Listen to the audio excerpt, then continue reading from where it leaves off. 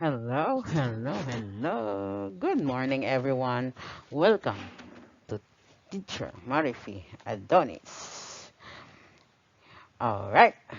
And make a love shout out to all the followers and subscribers of this channel. And if you are new to my channel, please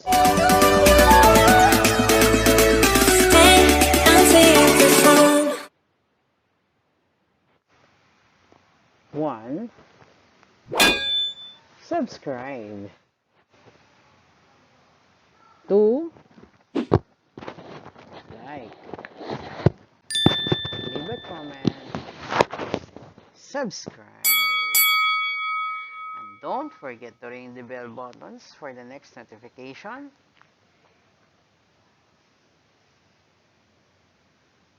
3, like, leave a comment, subscribe.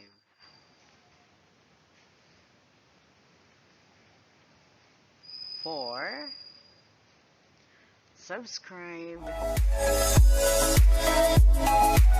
Right. Our lesson for today is a mixture problem, and this is explained in Tagalog and English. Chemists and pharmacists often have to change the concentration of solutions and other mixtures. In these solutions, the amount of a particular ingredient in the solution or mixture is expressed as a percent of the total. The solution of a percent mixture problem is based on the equation Q is equals to AR, which Q is the quantity of a substance in the solution, R is the percent of concentration, and A is the amount of a solution. Example, the red wine in a bar with 750 ml per 12% volume on its label means that 12% of the 750 ml red wine or 90 ml or milliliter of the red wine is an alcohol. So using the percent mixture model, Q is equals to AR, we have, no? Okay, so you're given is 750 ml. The rate percent is 12% or 0.12, and we're looking for the amount, no? Amount of alcohol in the. So using the formula A equals to 750 times the rate, which is 12% or 0.12, the answer is 90. The barrel contains 90 ml of alcohol. So akala mo red wine, walang alcohol, meron po yan, no? It's 90%. Alright, next. A solution is a homogeneous mixture of two or more substances which components are uniformly distributed all throughout. We usually think one of the substances is being dissolved in the other. The substance being dissolved is called the solute, and the substance in which the solute is dissolved is called the solvent. For example, when we add coffee to hot water, we say that coffee is dissolved in water. So, alin dyan ngayon yung solute and solvent? Solute is the coffee, solvent is water. And we say na ang solvent ay ang water ay universal solvent. Steps in solving solution problem. Number 1, level a solution with its corresponding percentage. 2, give the total amount of combined solution. And 3, form the equation by multiplying vertically. So we need to multiply vertically. Okay, example number 1. One solution is 80% acid, no? And the other one is 20% acid. How much of each solution is needed to make 100 gallons? That is 65% acid. So meron tayong dalawang solution na acid, no? 80% at saka 20%. So paano tayo makagawa ng 100 gallons na merong 65% acid? Question. So how much of each solution is needed to make 100 gallons? That is 65% acid. So given the first solution is 80%, the second solution is 20%, and the final solution should be 100 gallons, which is 65% acid. Right? Okay, so let X is the amount of the first solution, and then 100 minus X is the amount of the second solution. So we can use the table. So a table has the solution, the amount of solution, percent of acid, and amount of acid here. So mapansin nyo, yung X times 80, that's 0.0X or 0.8X. And then 100 minus X is 20% or 0.2 times quantity 100 minus X. And the final solution should be 100 times 65% or 0.65. Okay, so what will be our given equation? So the sum of amount of acid in the two solutions is equal to the amount of acid in the final solution. All right. All right, so we have the equation 0.8x plus 0.2 times 100 minus 1 is equals to 0.65 times 100. So for our solution, wala. Okay, so we have 0.8x plus 0.2 times 100 minus x is equal to 0.65 times 100. Okay, so 0.8x plus 20 because using distributive property, so 0.2 times 100 is 20 times 0.6 times 65 because 0.65 times 100 is 65, and then 0.8 minus 0.2, the answer is 0.6x minus 65 minus 20. So multiply by 1 over 0.6. So cancel na natin to. Here, cancel na to. And then 45 divided by 0.6. The answer is 75, no? So can use calculators. 45 divided by 0.6, the answer is 75 gallons, the amount of the first solution. And then, so that's 100 minus x is 100 minus 75. That's 25 gallon. That's the amount of the second solution. So yung pangalawang solution is 25 gallons. Okay. So pag chinek natin siya, so 80% ng 75 ay 60. Alright, tama, no? And ang 20% ng 25 is 5. Therefore, we get the total, 60 plus 5 is 65. So, which is 65% of 100.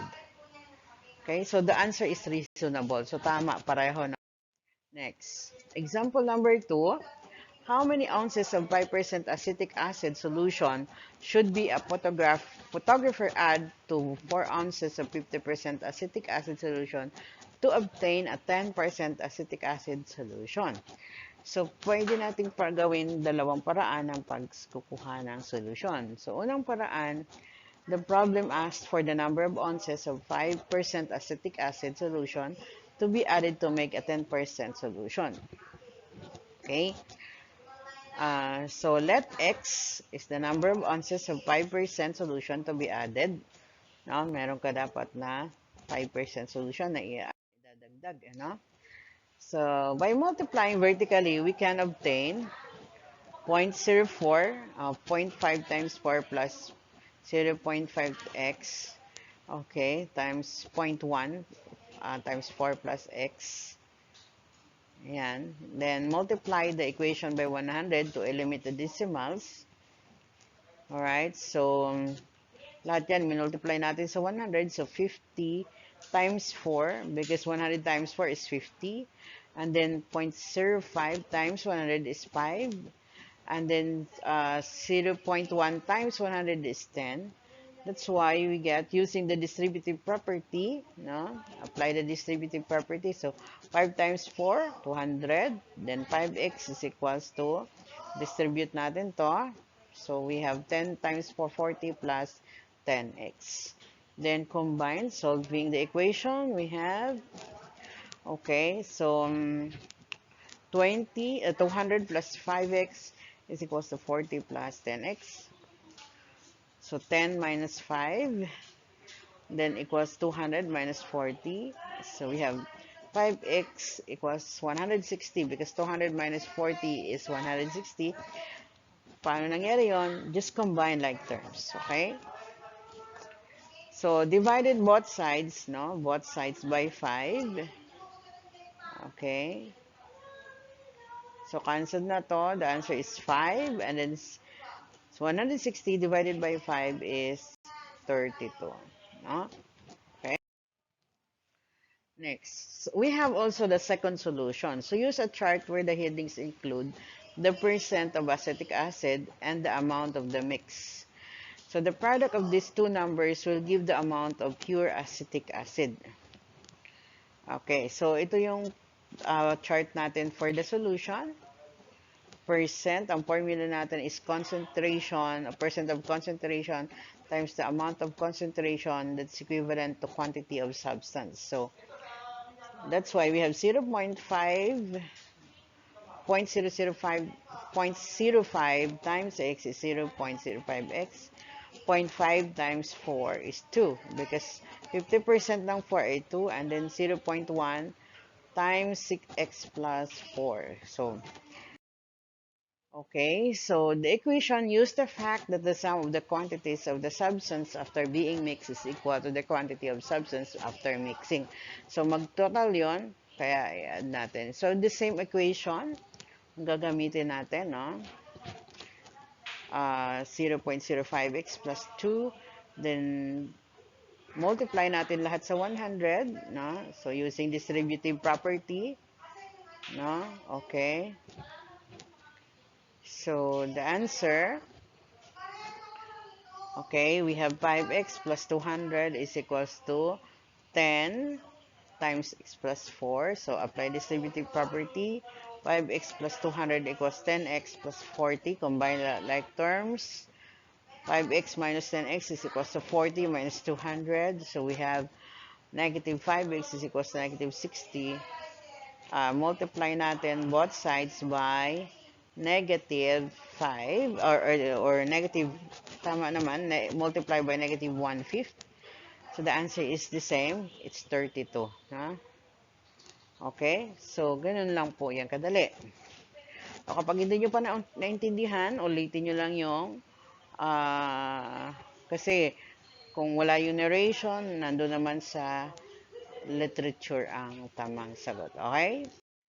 So, for questions, a photographer must add 32 ounces of 5% solution. So, ano yung proof natin? The amount of acid in 50% solution is 0.5 times 4. That's 2 ounces. Okay. The amount of acid in 5% solution is 0.5 times 32 or 1.6 ounces. So, adding the two solutions, we get 3.6 ounces of acids. So, 4 plus 32 is 36. And then, 3.6. So, given natin 3.6 over 36, that is equals to 110 or 10%. Okay? So, that's the answer satisfies the condition of the problem. Alright?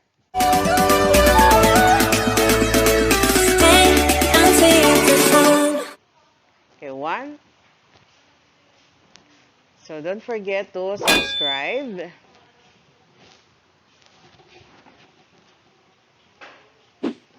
like, share, ring the bell buttons,